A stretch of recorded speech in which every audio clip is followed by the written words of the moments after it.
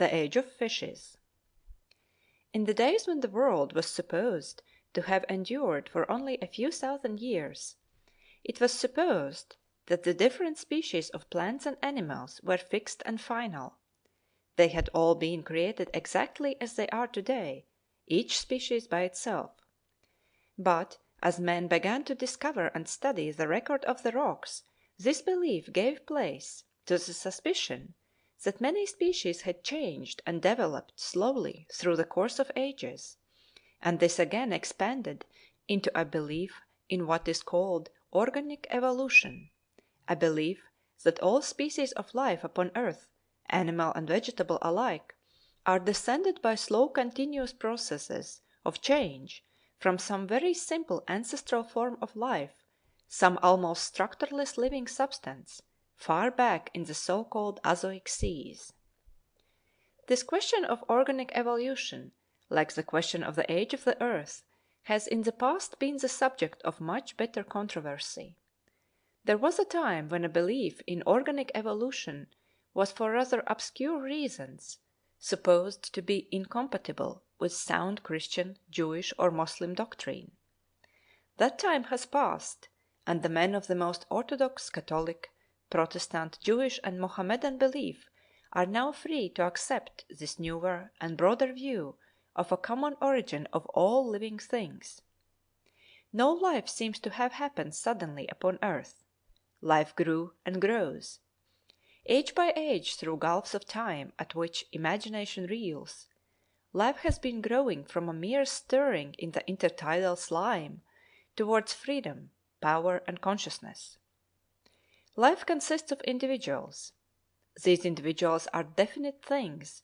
They are not like the lumps and masses, nor even the limitless and motionless crystals of non-living matter, and they have two characteristics no dead matter possesses. They can assimilate other matter into themselves and make it part of themselves, and they can reproduce themselves. They eat and they breed. They can give rise to other individuals, for the most part like themselves, but always also a little different from themselves. There is a specific and family resemblance between an individual and its offspring, and there is an individual difference between every parent and every offspring it produces, and this is true in every species and at every stage of life. Now scientific men are not able to explain to us either why offspring should resemble, nor why they should differ from their parents. But seeing that offspring do at once resemble and differ, it is a matter rather of common sense than of scientific knowledge that, if the conditions under which a species live are changed, the species should undergo some correlated changes. Because in any generation of the species there must be a number of individuals whose individual differences make them better adapted to the new conditions under which the species has to live, and a number whose individual differences make it rather harder for them to live.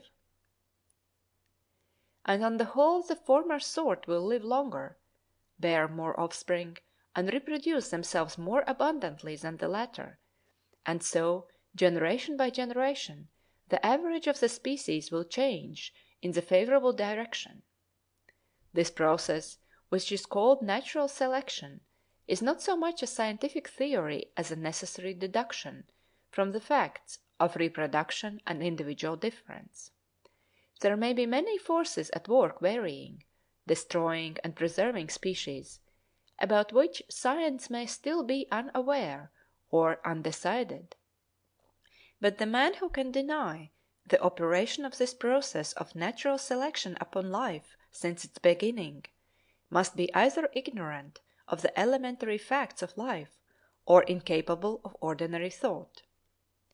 Many scientific men have speculated about the first beginning of life, and their speculations are often of great interest, but there is absolutely no definite knowledge and no convincing guess yet of the way in which life began.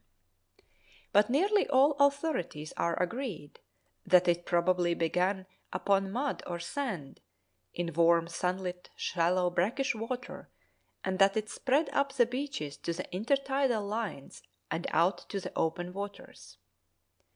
That early world was a world of strong tides and currents.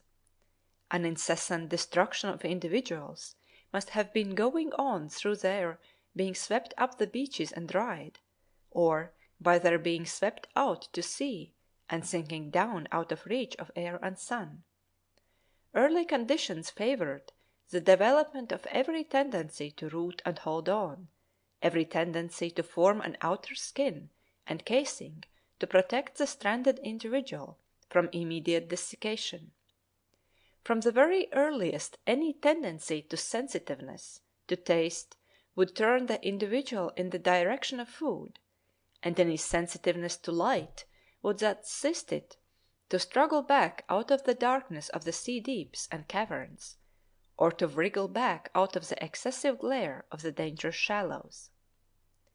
Probably the first shells and body armor of living things were protections against drying rather than against active enemies. But tooth and claw come early into our earthly history. We have already noted the size of the earlier water scorpions. For long ages such creatures were the supreme lords of life. Then, in a division of these Paleozoic rocks called the Silurian division, which many geologists now suppose to be as old as 500 million years, there appears a new type of being, equipped with eyes and teeth and swimming powers of an altogether more powerful kind. These were the first known backboned animals, the earliest fishes, the first known vertebrata.